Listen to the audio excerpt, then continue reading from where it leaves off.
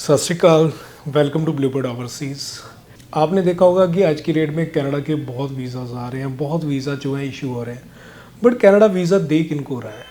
मतलब कौन सी ऐसी प्रोफाइल है जिनको वीज़ा मिल रहा है कनाडा का, और कनाडा का वीज़ा लेने की कॉस्ट कितनी आ रही है और प्रोसेस टाइम कितना चल रहा है। आज की वीडियो में हम इन टॉपिक्स पे बात करने वाले हैं। कनाडा वीज़ा ज़रूरी क्यों है, क्यों सबके पास होना चाहिए? मेरा मानना है कि कनाडा वीज़ा हर किसी के पास होना ज़रूरी है। रीज़न क्योंकि कनाडा का वीज़ा जो है वो लॉन्ग टर्म होता है। आपका वीज़ा वैलिड होगा आपकी पासपोर्ट की वैलिडिटी तक। मींस आपका पासपोर्ट यदि 10 साल के लिए वैलिड है तो आपके पास कनाडा का वीज़ा भी 10 साल का होगा। तो यानी 10 साल में आप कभी भी ट्रैवल कर लें। आप 2 साल वीज़ा अभी लेते हैं, 2 साल तक ट्रैवल ही ना करें, कोई फ़र्क नहीं पड़ता। जब आपका मन करे तब आप ट्रैवल करें, बट आपके पास वीज़ा है, ये बहुत बड़ी चीज़ है। सेकंड एक बेनिफिट हो रहा है कि जब आपका कनाडा वीज़ा अप्रूव होके आ जाता है और आपका स्टिकर लग जाता है कनाडा वीज़ा का, उसके बाद आपकी जो अदर कंट्रीज़ में वीज़ा सक्सेस रेट है वो बढ़ जाती है। आपका यूएस वीज़ा इजी हो जाता है, यूके वीज़ा इजी हो जाता है, फिर आपका शेंगन वीज़ा इजी हो जाता है, आपका ऑस्ट्रेलिया वीज़ा इजी हो जाता है। मतलब आपके कितने बेनिफिट है। तो ये आपको एक बेनिफिट देता है कनाडा का वीज़ा। इसलिए मेरा मानना है कि हर किसी के पास कनाडा का वीज़ा होना ज़रूरी है। अब कनाडा वीज़ा की कॉस्ट कितनी आती है? अब नेक्स्ट क्वेश्चन यही है कि जब वीज़ा इतना ज़रूरी है तो कॉस्ट कितनी आएगी? कॉस्ट इसमें बहुत ज़्यादा नहीं आती है। सिर्फ $100 एम्बेसी फीस है और बायोमेट्रिक आपने देने अभी नहीं हुए, पहले कभी आपने फ़ाइल नहीं लगाई है, फर्स्ट टाइम फाइल लगाने जा रहे हो तो बायोमेट्रिक होंगे, क्योंकि बायोमेट्रिक 10 साल तक के लिए वैलिड होते हैं। तो बायोमेट्रिक होंगे तो बायोमेट्रिक आपके 10 साल के लिए वैलिड होंगे। कॉस्ट आएगी $85। तो मतलब दोनों की जो कॉस्ट है एम्बेसी फीस और बायोमेट्रिक की $185 है, जो अप्रॉक्स 11,000 के आसपास आपकी पेमेंट बनती है। यानी एम्बेसी फीस आपकी 11,000 बनेगी। आपको फाइलिंग खुद करनी आती है, आप खुद कर सकते हो, तो यही कॉस्ट आएगी। इसके अलावा आपकी कोई कॉस्ट नहीं आने वाली। बड़ा इजी हो गया। 11,000 में वीज़ा मिल रहा है कनाडा को, कोई बड़ी मुश्किल चीज़ नहीं है। बट यदि आप किसी की ट्रैवल एजेंट की हेल्प लेते हैं तो उनके अपने सर्विस चार्ज हो सकते हैं, वो डिपेंड करते हैं उनके कितने हैं, सर्विस के अकॉर्डिंग है।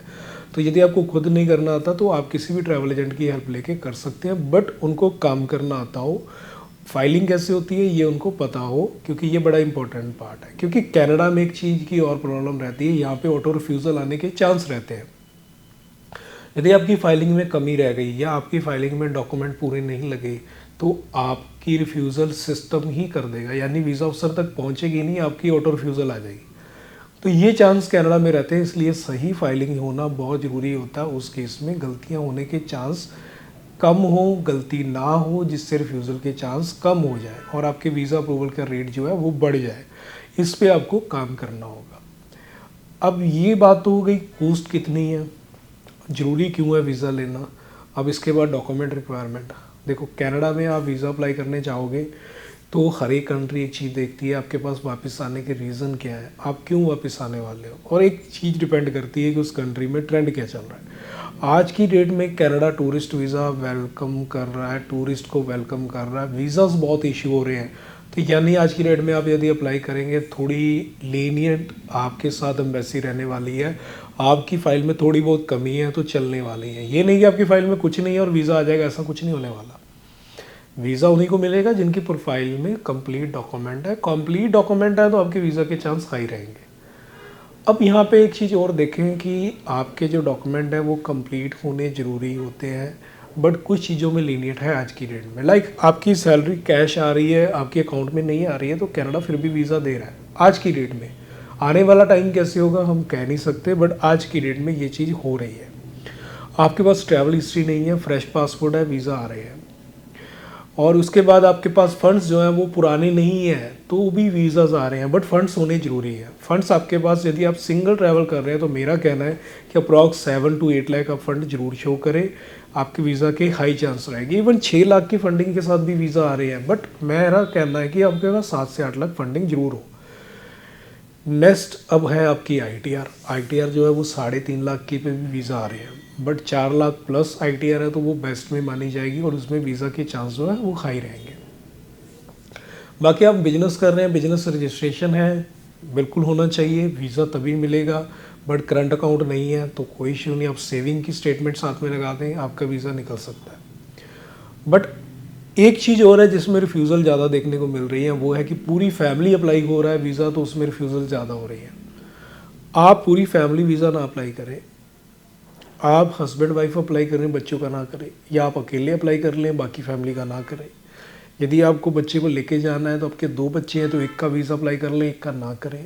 मतलब इस तरीके से आपको थोड़े फैमिली टाइज बनाने पड़ेंगे कि वीज़ा ऑफिसर को लगे कि आपके पास एक सॉलिड रीज़न है वापस आने का। और सॉलिड रीज़न एक पर्सन के पास होता है, वो 3 ही रीज़न होते हैं वापस आने के मैक्सिमम। एक होती है उसकी जॉब, जो उसकी इनकम है, सेकेंड उसकी फैमिली, थर्ड उसकी फाइनेंशियल स्टेटस, यानी उसके फाइनेंस कैसे हैं इंडिया में, उसकी प्रॉपर्टी कितनी है, उसके नाम क्या क्या है इंडिया में, ये चीज़ें। बट अभी आज की डेट में आपके नाम पे कुछ नहीं है, तो फैमिली टाई स्ट्रॉन्ग कर दें और साथ में आपकी इनकम अच्छी दिखा दें। आप सीए रिपोर्ट नहीं भी लगाएंगे तो वीज़ा आ रहा है। सीए रिपोर्ट के बिना बहुत वीज़ा आज आए हैं, हमने काफ़ी एप्लीकेशन बिना सीए रिपोर्ट के प्रोसीड करी है और उनको वीज़ा मिला है। तो यहाँ पे पॉसिबिलिटीज़ है, आप बिना सीए रिपोर्ट के भी वीज़ा अप्लाई कर सकते हैं। तो इन चीज़ों को ध्यान रखते हुए आप ये डॉक्यूमेंट कंप्लीट करेंगे, फिर वीज़ा अफसर को आप अपना ट्रैवल रीज़न देंगे, ट्रैवल प्लान देंगे, आइटनरी देंगे, आप उसमें होटल बुकिंग्स लगाएंगे। एक आपको पूरा प्लान बना के देना होगा वीज़ा अफसर को कि आप जाना क्यों चाहते हो कनाडा, कनाडा ही क्यों चूज़ किया हुआ है, आप कहाँ कहाँ रुकने वाले हो, क्या क्या चीज़ें देखने वाले हो। क्योंकि आप इतना पैसा लगा के कनाडा जा रहे हो, आप वहाँ पे घूमने जा रहे हो, तो आपका एक ट्रैवल प्लान होना ज़रूरी है, ट्रैवल रीज़न होना ज़रूरी है। यदि ये चीज़ें रहती हैं तो वीज़ा ऑफिसर आपकी फ़ाइल को स्ट्रॉन्ग मानता है और उस केस में आपके वीज़ा के चांस बढ़ जाते हैं। तो आप इन पॉइंट्स पे काम करके जब अप्लाई करेंगे तो वीज़ा के चांस बढ़ेंगे।